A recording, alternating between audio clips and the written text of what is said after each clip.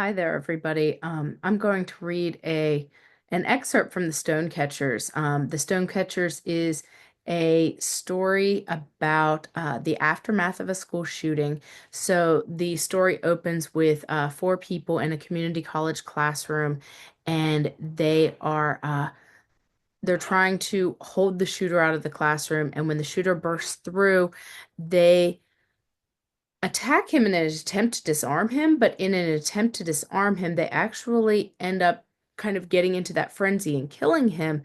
And in the aftermath, they have to learn how to live with themselves again. So that's kind of the setup here. And our first chapter is told through the first person in the classroom, the teacher. So Danetta Freeman. And the second chapter is told from Charlie Folger, who is a student in the classroom. And I'm going to jump partway into the third chapter. And this student is Priscilla Silver. Priscilla is 19, 20 years old. She is a young single mother. Her own mother kicked her out of her house when she found out she was pregnant. Priscilla has been living in an apartment and kind of trying to build her life back, figure out who she is in all of this. And in the aftermath of the shooting, she's returned to her mom's house.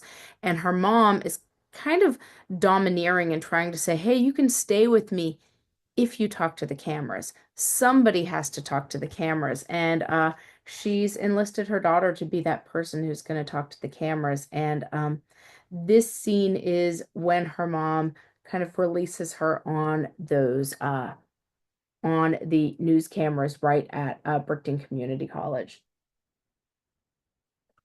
And here's this little scene.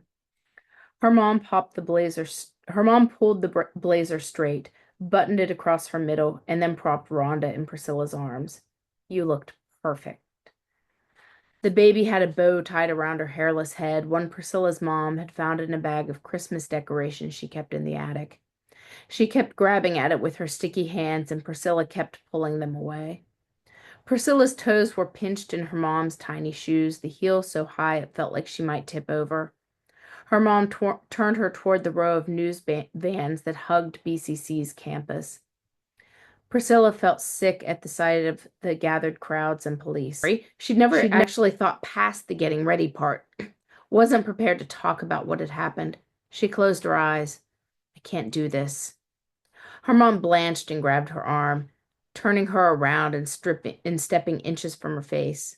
We did all this work. Don't let me down. Her lips pulled tight against her teeth, a grimace.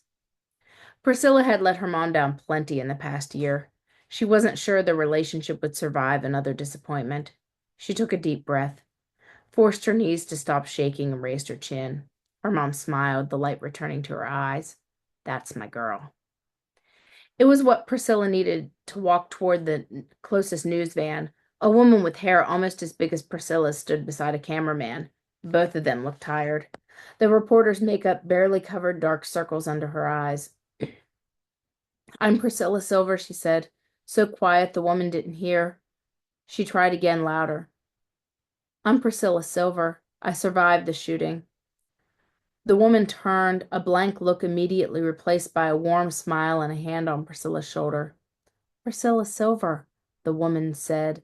The woman repeated, gesturing toward the camera. Everyone's been looking for you, wanting to hear your story. Would you be willing? Of course, Priscilla said. She was already arranging her face into an appropriately pained expression. She tried to still her pounding heart, wasn't quite sure where to look, at the lens, at the woman. She aimed for somewhere in between. You can look at me, the woman said, a kindly smile on her face, which set Priscilla at ease. The reporter spoke into the camera. I'm here with Priscilla Silver, survivor of the shooting at Brickton Community College. She turned to Priscilla, gave her another of those kindly smiles, said, Thank you for being here today. I know you must be going through a whirlwind of emotions. Can you tell us how you're holding up? For a moment, Priscilla stared at the microphone the woman had pushed toward her, mind completely blank. Then she spotted her mom nodding encouragement from back by the car. Other reporters were starting to notice her, were making their way over, cameramen in tow. Priscilla propped Rhonda on her hip. Rhonda's her baby. Sorry about that. Said, Now that I'm back with my Rhonda and my mom, I feel a little better. Other words came out of her mouth, but she wasn't sure what she said. She marveled as more and more reporters gathered, leaning forward with microphones to catch her words. She forced herself not to smile at them, kept the sad, drawn look on her face, occasionally wiped dry eyes. When someone asked about Sutter, a student who died in her classroom, she felt sick. She didn't want to talk about him, didn't want to actually think about being in that classroom. She closed her eyes, felt real tears for the first time, pushed the image away, and said the only thing she could. Sutter saved us all. He's the hero of BCC. Will you attend the memorial? Someone asked. Memorial? She hadn't heard about any memorial, had only seen impromptu crowds gathered, didn't want to join them. BCC will hold a memorial tomorrow. It seemed too soon. Priscilla had remained focused on her mom and Rhonda, couldn't think about the classroom yet. Or Wayne, definitely not Wayne. Wayne was the shooter. But her mom would expect her to go, would say it was good to put in FaceTime. I'll be there, she said. I wouldn't miss it. None of the reporters walked away. They kept yelling questions, and Priscilla answered them until Rhonda started to fuss and scrub her eyes. Soon she'd scream and thrash about. Priscilla was surprised she hadn't already.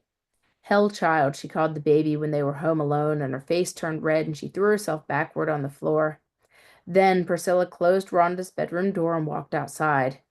Even in the parking lot she could hear the baby, but at least Priscilla couldn't smack her from there. She went inside when the desire passed. Priscilla thanked everyone for talking to her and squeezed a few reporters' arms. They reached back, shook her hand, gave her half hugs. A few cameras caught this, too. Once no one else reached out, she walked toward her mom, careful to keep her back straight, not to let her ankles wobble. She knew at least some of the cameras followed her, that she'd just become the face of the school shooting. A media darling. Thank you.